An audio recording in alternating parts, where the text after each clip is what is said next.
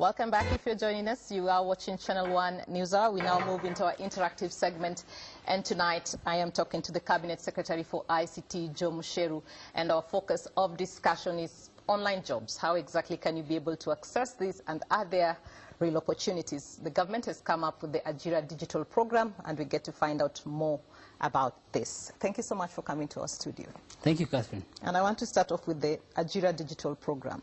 Very ambitious. You're saying you want to employ 1 million youth in 12 months. How tenable is that? So first, the program itself, if you look at today, as we speak, on a website called mturk.com. It's an Amazon-owned platform that has jobs today. There's over 400,000 jobs available as we speak right now, which means anyone in Kenya that has an internet connection can use their laptop or phone. They can actually already start working as we speak. So the Ajira program is for us to be able to train our youth on how they can be able to access these jobs. There's millions of these jobs already available online, only that our youth are not able to access. One, they're not aware. Two, so those that are aware, they say like the data costs are high. They say access to devices is also high and so on. So they've got some few challenges.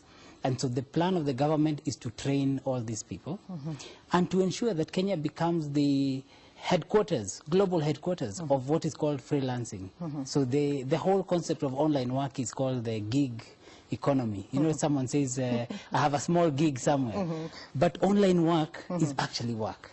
How exactly does it work? Because people, when you say online work, I mean, which sectors? What exactly are they doing online?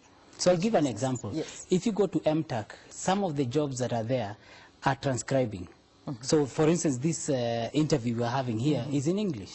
So someone may want this transcribed into French, into German, into Luo, and so on, in which case this is then posted online. Someone is able to download, transcribe it, write all of it in whichever language, and then post back. And they are paid immediately for doing that work.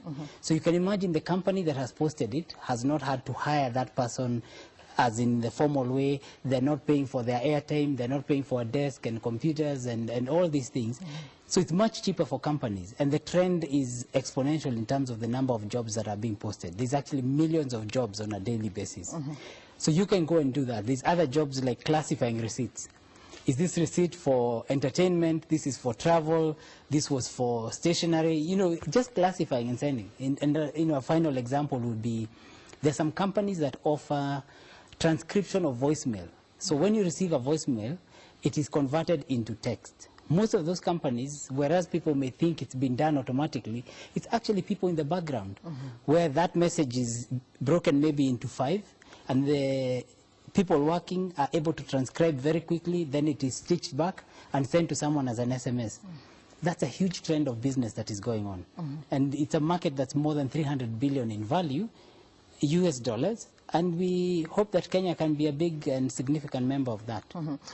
In terms of training, because you talked about, you know, you want to train the youth, how exactly are you planning to do that? How will the youth get the necessary skills such that when they go online, they're able to deliver a quality product? You know, when you're transcribing, you're sure you know they're doing the right thing. Right. So this is, first of all, it's not an event, it's a process. So we want to digitize the country the same way we're working with laptops, where we're giving kids at 7 years old and we expect they'll be productive, you know, at university and so on.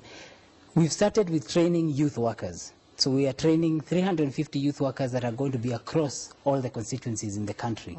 So how do you identify the youth who get into the training program? No, so these youth workers are already working for the Ministry of Youth. This project is actually a government project. It's not just a Ministry of ICT. So we have Ministry of Youth, Ministry of Education, Foreign Affairs. We're all working together. So the youth workers that already exist, we've actually trained them on digital work. They understand how this works, and we're sending them now across all the constituencies and counties, which means any youth that are going to be in those areas can quickly come